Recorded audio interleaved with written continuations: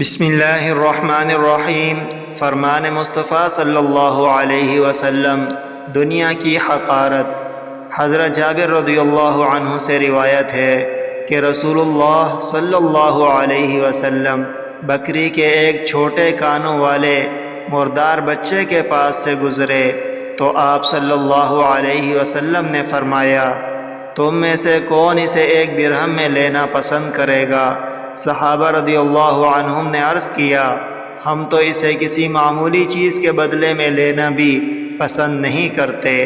آپ صلی اللہ علیہ وسلم نے فرمایا، اللہ کی قسم، اللہ کے نزدیک دنیا اس سے بھی زیادہ حقیر ہے جتنا یہ بکری کا مردہ بچہ تمہارے نزدیک حقیر ہے۔